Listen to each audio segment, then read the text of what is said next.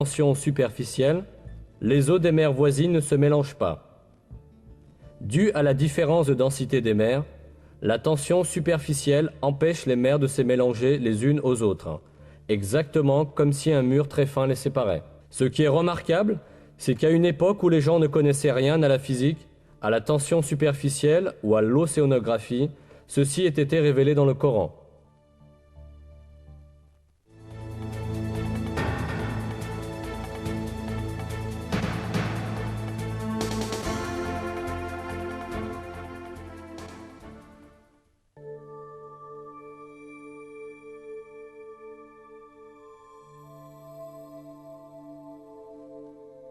Jusqu'à une époque assez récente, on pensait que le sexe d'un bébé était déterminé par les cellules de la mère.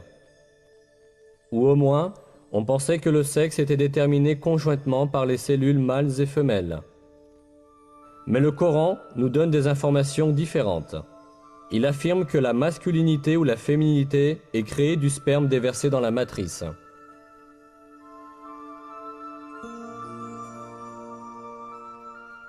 Et qu'il a créé le couple, le mâle et la femelle, à partir d'une goutte de semence éjaculée. Les progrès des disciplines de la génétique et de la biologie moléculaire ont validé scientifiquement l'exactitude de l'information donnée dans le Coran.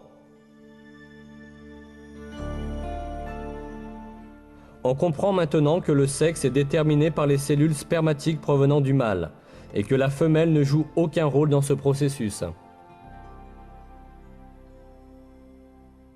Les chromosomes sont les principaux éléments intervenant dans la détermination du sexe. 2 des 46 chromosomes qui déterminent la structure d'un être humain sont identifiés comme les chromosomes sexuels. Ces 2 chromosomes sont appelés XY chez les mâles et XX chez les femelles, parce que la forme des chromosomes ressemble à ces lettres.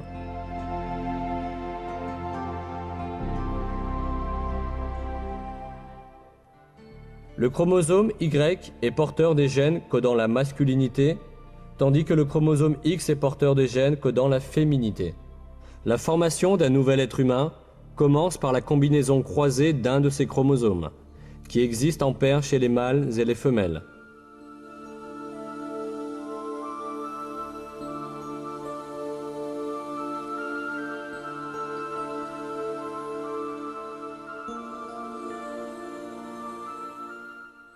Si un chromosome X d'une femelle s'unit avec un sperme contenant un chromosome X, alors le bébé sera de sexe féminin.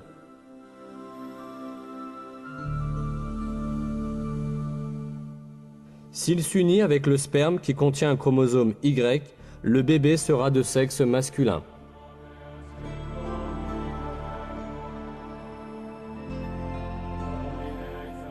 Autrement dit, le sexe d'un bébé est déterminé par celui des chromosomes du mâle qui s'unit avec l'ovule de la femelle.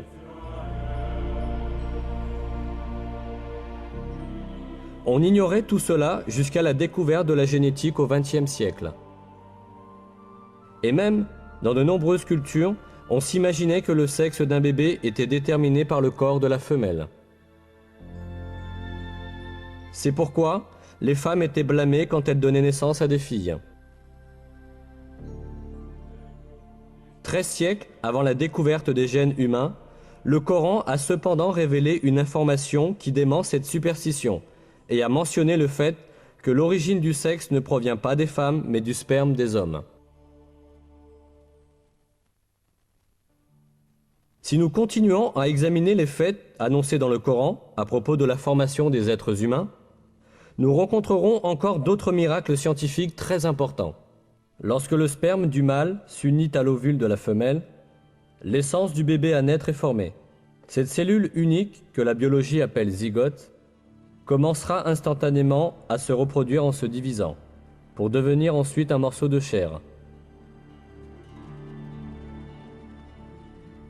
Toutefois, le zygote ne passe pas sa période de développement dans le vide. Il s'accroche à l'utérus comme une plante s'enracine dans la terre.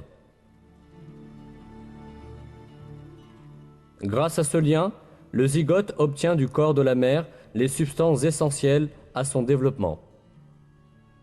C'est là qu'apparaît un miracle très important du Coran. Parlant du zygote, qui se développe dans l'utérus de la mère, Dieu emploie dans le Coran le mot « alaq », adhérence.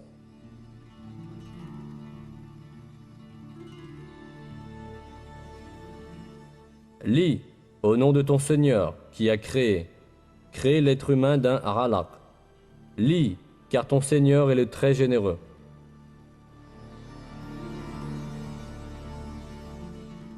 Le sens du mot « alaq » en arabe est quelque chose qui s'accroche.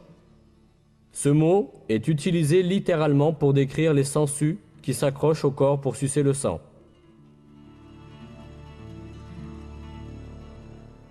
Ce n'est certainement pas par coïncidence qu'un mot si approprié est utilisé pour le zygote, ce développement dans l'utérus de la mère. Cela prouve, une fois de plus, que le Coran est une révélation de Dieu, le Seigneur de tous les mondes.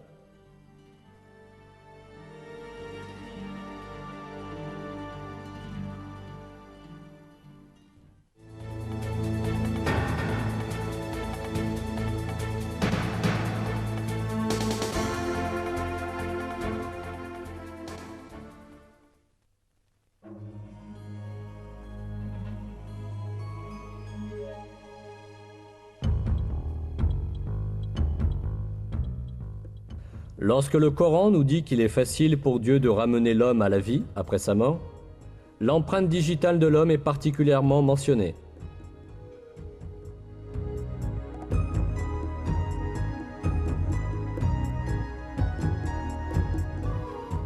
Mais si, nous sommes capables de remettre en ordre l'extrémité de ses doigts.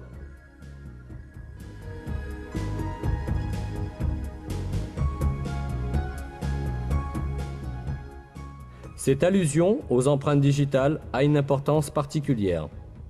En effet, chaque individu a des empreintes digitales qui lui sont propres.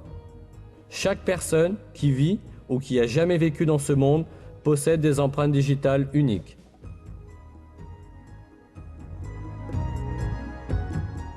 C'est pourquoi les empreintes digitales sont reconnues comme un important moyen d'identification des personnes et sont utilisées dans ce but dans le monde entier. Mais ce qui est important ici, c'est que cette caractéristique des empreintes digitales n'a été découverte qu'à la fin du XIXe siècle. Avant cela, on considérait les empreintes digitales comme un simple dessin sans signification particulière. Cependant, dans le Coran, Dieu souligne l'importance de l'extrémité des doigts, qui n'attirait l'attention de personne à l'époque. Cette importance n'a été comprise qu'à notre époque.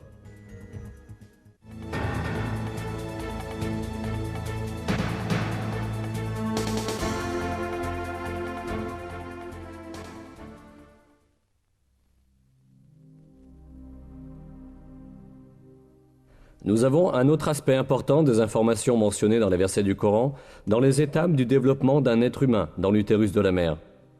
Les versets indiquent que dans l'utérus de la mère, ce sont d'abord les os qui se développent, puis que les muscles se forment et enveloppent ces os. Ensuite, nous en avons fait une goutte de semence dans un réceptacle sûr. Puis, nous avons créé de la goutte de semence une adhérence. Puis, nous avons créé de l'adhérence un morceau mâché. Puis nous avons créé du morceau mâché des os, puis nous avons revêtu les os de chair. Ensuite, nous en avons produit un autre être. Béni soit Dieu, le meilleur des créateurs. L'embryologie est une discipline scientifique qui étudie le développement de l'embryon dans l'utérus de la mère.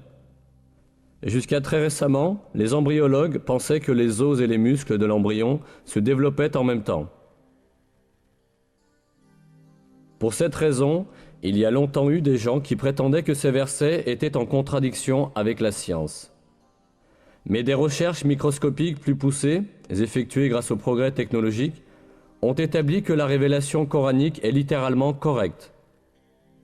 Ces examens, au niveau microscopique, ont montré que le développement à l'intérieur de l'utérus maternel se fait exactement de la manière décrite dans le verset.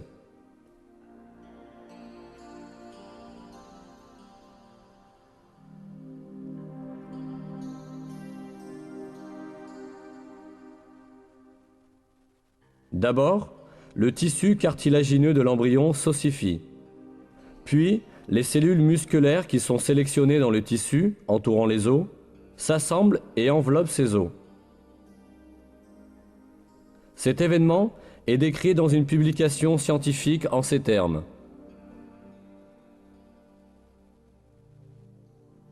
Au cours de la 7e semaine, le squelette commence à s'étendre à tout le corps et les os prennent leur forme familière. À la fin de la 7e semaine et au cours de la 8e, les muscles prennent leur position autour de la forme des os.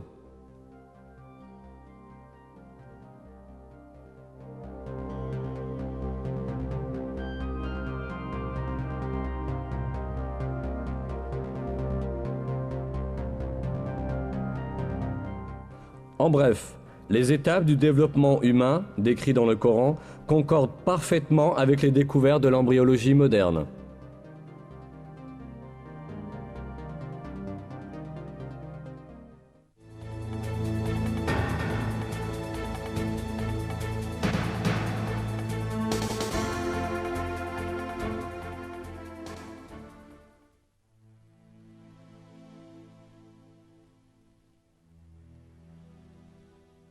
Il est dit dans le Coran que l'homme est créé en 3 étapes dans l'utérus maternel.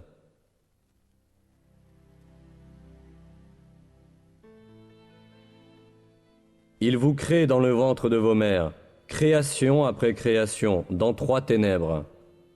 Tel est Dieu, votre Seigneur. À lui appartient la souveraineté. Il n'est pas d'autre divinité que lui. Comment pouvez-vous vous détourner ?